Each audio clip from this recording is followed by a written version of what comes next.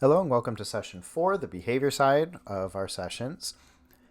We're going to talk about maintaining behavior and what does maintaining behavior actually mean? So what does your child like versus what actually changes behavior? How do we look at the reasons why behavior changes broadly?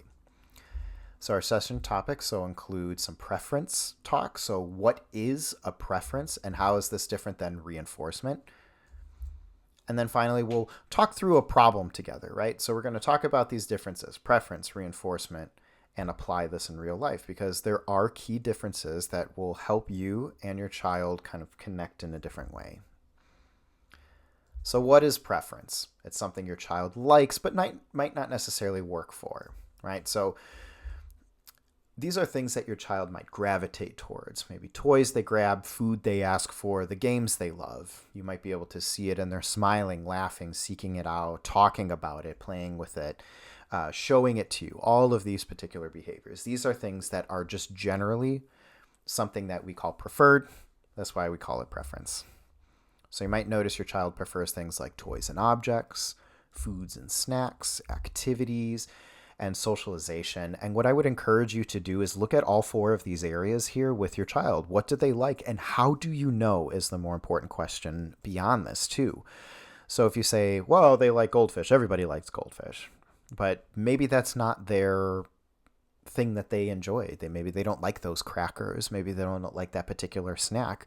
You have to look at what they're actually gravitating towards, what makes them happy, what are they laughing about, what are they seeking, pointing to, asking for, right? So these are all of the things that your child might like, and really notice how your child is acting when they are showing that they do enjoy something, and write that down. Keep that in the back of your head. Really be mindful about the way that your child shows what they like and don't like.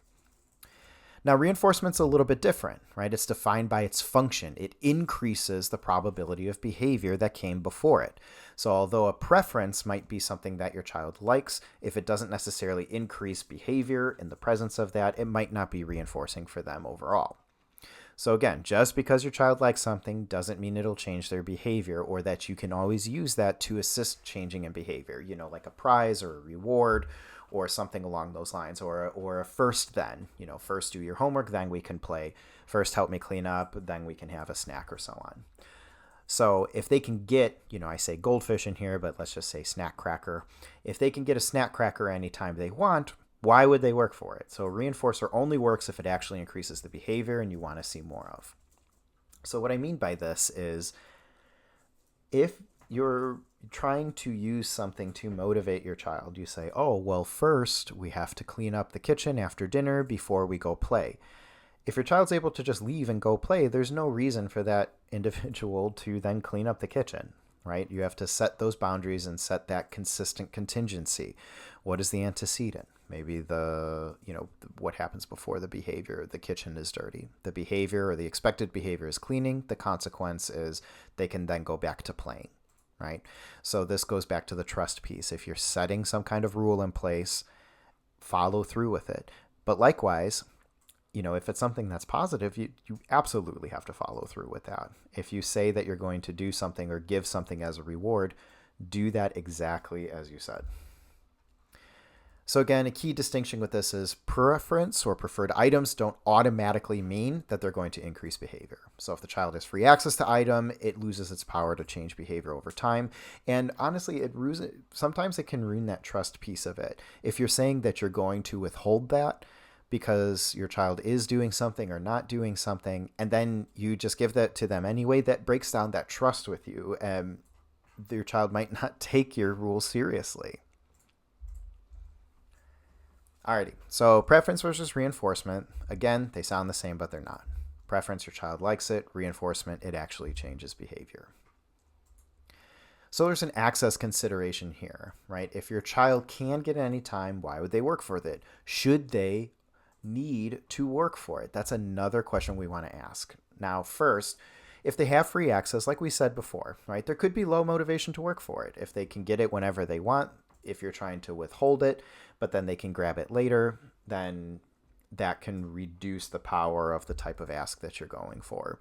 If you limit that access, though, and withhold it a little bit more or give a certain amount of time to it, that can increase its reinforcing properties. So when you're saying first we have to do this, then you can go back to playing, that might be more motivating for your child to help you with that initial thing that you're asking for, as long as it's something that's within your values, within their values, and you're doing it in a comfortable way where they feel safe too, right? So there's a higher motivation for it.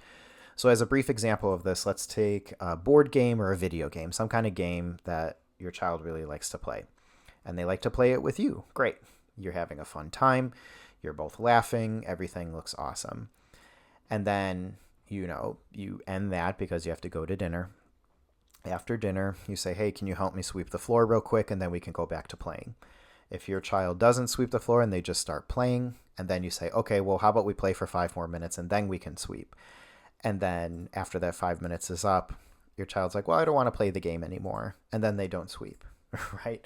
So if there's this free access component, it's not just about that. It's about what contingency are you putting in place? What rule are you putting in place? And how consistently are you going to do that?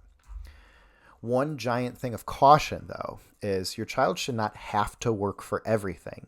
So by only giving access after work or performance, the worth of connection may be tied to this, and it becomes what we call performative, right? You have to decide with your child what can be a special thing and what should they have free access to. Maybe your child shouldn't have candy 28 times a day, and that could be a special prize at the end of something. Maybe they shouldn't be on the TV for a certain period of time, 3 or 4 hours a day, right? And you want to pull that back to 1 hour. So they're still getting it in a reasonable amount.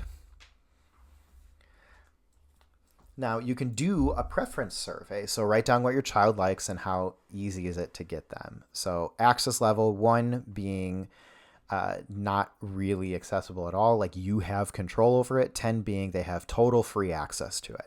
So when we're looking at something like this, if you say crackers, you say 9, they have total free access, probably not going to be a reinforcer. Same with time on the iPad, same with any other object that they have free access to. Now, if you have something like stickers and going to the park, it could potentially be a reinforcer as long as the child still, 1, likes it, and 2, will work for it, right? Or work for more of that. Maybe they have stickers available to them, just as little art projects around the house, but they're special stickers, new ones from their favorite characters on a TV show or something. That could be more powerful to give in that particular moment. So what's powerful about doing a little preference survey like this is it really, 1, looks at what does your child like and why do you think they like those things? 2, it can really assist in understanding whether or not those things are reinforcing or what types of rules you're putting in place in regards to access to those things. First this, then that kind of mentality. So what does your child value then, right? So when we talked about values in the previous portion of this training, you're looking at what they prefer and you can start to see patterns, right? So figurings, role-playing, playing with others, things like that. There could be a value of socialization, right? The individual behaviors of interacting are the things that you're seeing, but overall, that overarching value could be social interaction matters. If they're drawing, building, baking, it could be creativity as the value associated with that. So finding other things that could be creative. And that's a great way to also find new things that can assist your child too in expanding their repertoire of things that they like and don't like.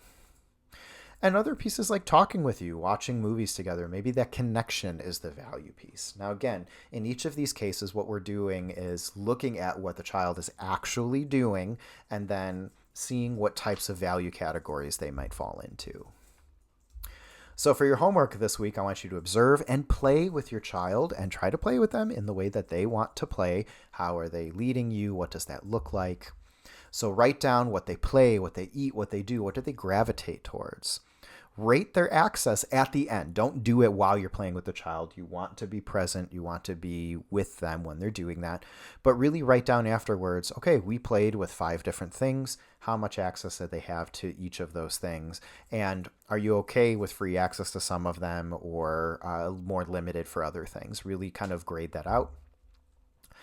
Again, notice what that free access component is and should you limit those things, right? You want to try to talk with your child about what those things look like and continue your behavior journal. So keep tracking those antecedent behavior consequences from the previous session. So antecedent before the behavior, B, behavior, what's happening during, consequences, what's happening after.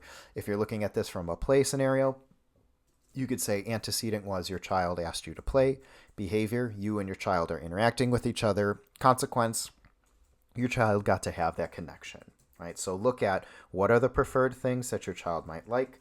What values might they hold because of those things as well?